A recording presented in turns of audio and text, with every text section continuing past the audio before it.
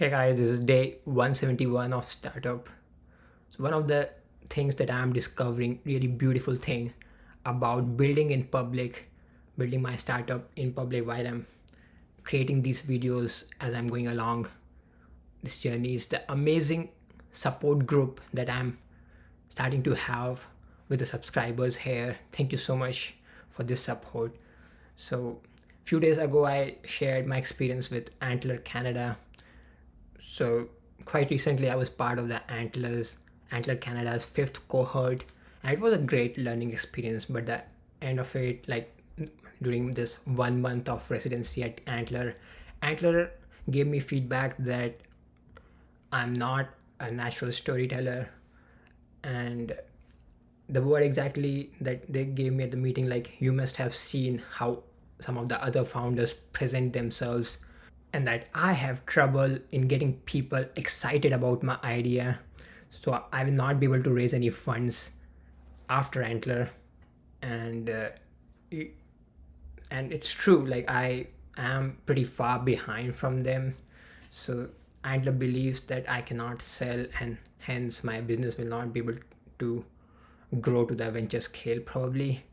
So that story I told on this channel, and I received pretty much in all the Antler videos a lot of support, a lot of views, comments, and positive statements.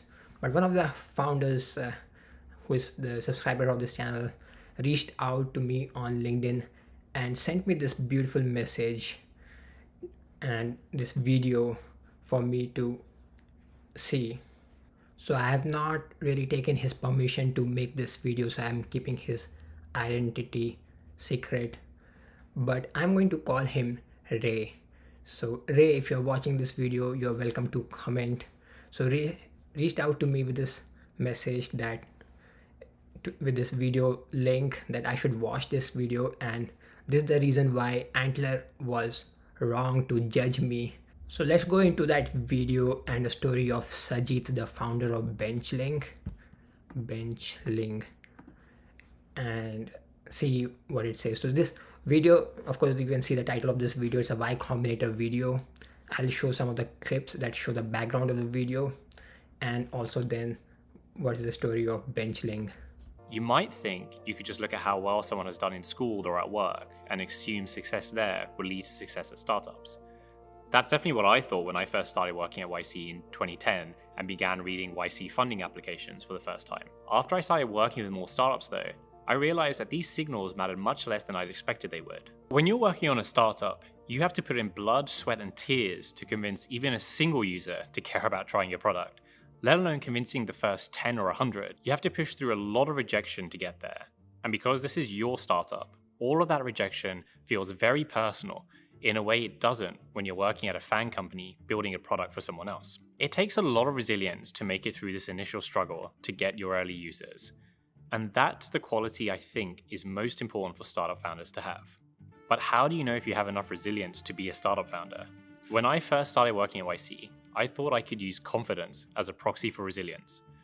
I'd assumed that if someone projected confidence, like speaking with conviction or being high energy, during our funding interviews, they were likely to be a resilient founder.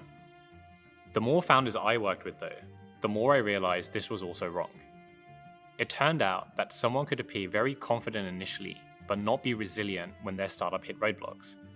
Conversely, some of the quietest and least confident seeming founders at first turned out to be the most resilient founders I'd go on to work with, many eventually taking their companies public. This is Saji, the founder of Benchling. I met him when we funded Benchling in 2012. Benchling is now worth over $6 billion, and Saji has grown into a formidable founder and CEO. But I remember when we first interviewed him and his co-founder Corey. They were both softly spoken engineers, and we were all concerned they wouldn't be suited to working on Benchling, because Benchling's idea was to sell software to biotech companies and pharmaceutical companies to make money. And we weren't sure that they would be good at that kind of enterprise sales. This concern was shared by investors at Demo Day, who worried that they wouldn't be able to get those biotech or pharmaceutical companies to pay for the Benchling software, and Benchling struggled to raise very much seed funding at Demo Day.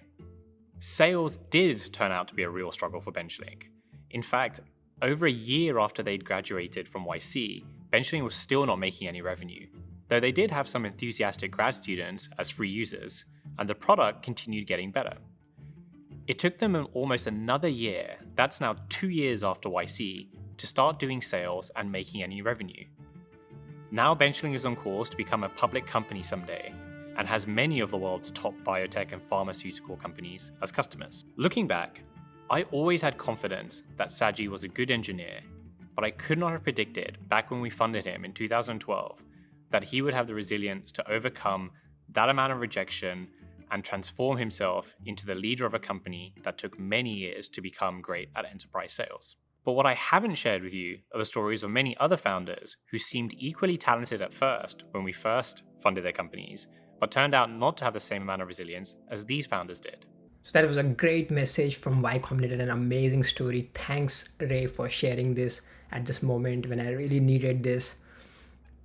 And so far, I'm happy that me and my co-founder have both shown certain amount of resilience to go against this negative feedback. And even like my idea wasn't very particularly attractive to Antler, but we have shown this resilience to continue on this idea based on our own interest and our own faith and belief. I'm not saying that it's going to survive. The idea may change, but let's see how the journey goes. At least we are at it. And thanks, Ray, for supporting so far. And hopefully you continue to do so in future. Bye.